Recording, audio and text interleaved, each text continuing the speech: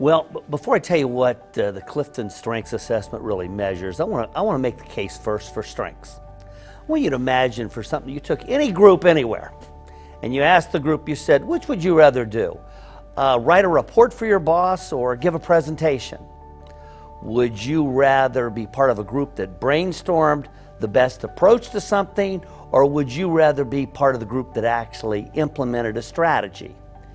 Anytime you give people choices, you'll have various people say, oh, I'd like to do that, and others say, oh, I could never do that. So the idea behind strengths is, look, we're all different. Oscar Wilde had a wonderful quote. He said, be yourself. Everybody else is taken. So when you ask that question, you begin to think that people are different. And what Gallup is measuring through this tool are your talents. It's your natural thoughts about who you are as a person. Strengths come from practicing something. So what Gallup is actually measuring are 34 strengths that are put into 4 domains. So the science behind it is very old. They've been doing this for decades now. The reason I like this particular assessment, because there's lots of assessments that will do this, is if you look at Amazon, the #1 bestseller of all time is Strength Finder 2.0. They're close to 20 million copies now. So Gallup, and when you get the book, you get an explanation of it and then a code where you can get your strengths. So Gallup has a long history of this and lots of evidence about the kinds of things that happen when people use their strengths. So what it's really measuring is your talents, and they become strengths when you invest some time in them. But it's how you just normally like, things you like to do, who you are as a person.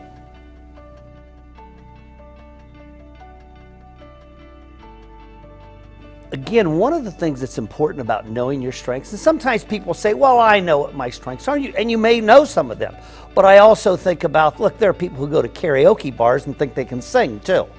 So the idea of having some science behind your strengths, and then you begin to ask, well, is this me? Do I like doing tasks that I get to use these? And the evidence is overwhelming. When you do things that are in your wheelhouse, you're happier, you're more productive. So how you use it is not to find a job where you can use it, but rather think about the job you do and how could you use more of it. So the Gallup Strengths is not a selection tool, it's a development tool. So you begin to think about, okay, what are my strengths and how can I use them more in my specific role? Now, there may be some that aren't, and that's not to say, well, I only do my strengths. We all have to manage our weaknesses. But what we know is that people are more productive, they're more engaged in their work, they're happier when they're doing things that fit in their wheelhouse. And knowing what those are and looking for them and having a boss who knows what these are. This is how we make great teams. I think one of the disservices we do to kids sometimes is say, you need to be well-rounded. And I see sometimes high school kids who are just knocking themselves out to be everything. Look, I don't care who you are. You may be able to do anything, but you cannot do everything. And knowing yourself and what your strengths are really matter, because teams need to be well-rounded. So it also helps you to create better teams when everyone knows what their strengths are and we have an appreciation for those. And then we may say, we have this particular project. Here's some people who have ideation. We need lots of ideas, people on this team. And we have people who are analytical so they can look at data, those things. So the way you use it is, first of all, is to know them. And then second of all, begin to think, how can I apply these? And then further develop them too. I think it's a human experience. It applies to anybody. That whether you're a student and you want to know, who am I? And it starts, and it's strength-based. It doesn't start with a deficiency.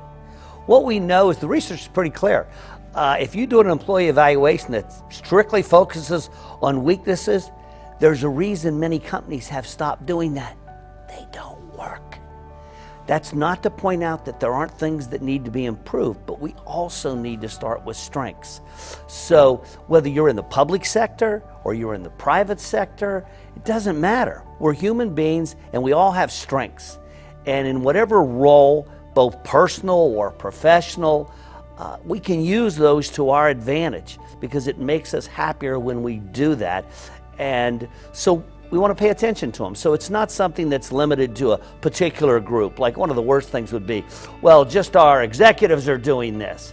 What a shame, because the people who have to go do the work need absolutely to know who they are too. So I can't think of anybody who wouldn't benefit from knowing who they are and a little more about themselves in some scientific process, and then having a coach or somebody to help them think about, do they use those and how they might use them more, or if they have a challenge, how they might figure out how they could take their strength to meet that challenge.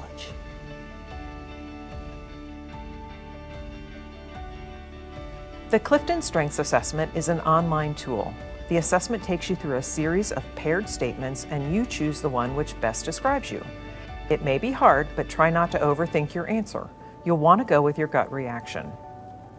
When you've completed the assessment, you will get your personalized Clifton Strengths results. This report comes as a PDF you can download and print. You only share it with the people you want to see it.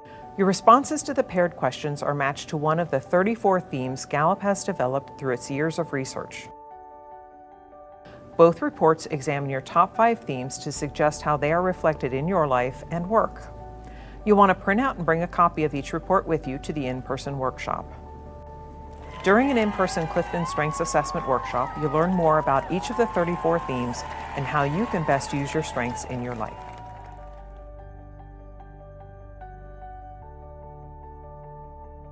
Aristotle was right. You need to know thyself. And we're going to spend some time in this workshop getting to know you as you. Second of all, it'll help improve team performance. As I said earlier, individuals don't have to be well-rounded, but teams need to be. And then you begin to get an appreciation of other people's strengths, and then you begin to see it laid out visually and how important that is. The other part that we know from strengths is that if people use strengths, it improves engagement of workers. Now you might say, well, why is engagement so important? Engagement is a proxy for productivity. It's a proxy for less absenteeism. It's a proxy for satisfaction. And it doesn't matter if you're in a not-for-profit and you're measuring impact, or you're in a private enterprise and you're measuring it by net income.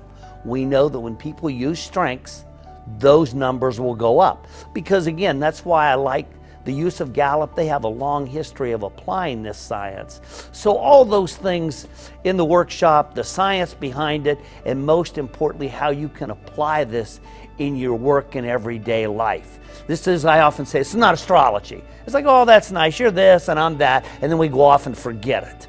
This is about who I am and how can I use this. And sometimes in the most challenging of situations, you need to think, okay, here's how I can help someone or a team by using this strength. And the other thing that it does, it acknowledges to everybody that we have strengths.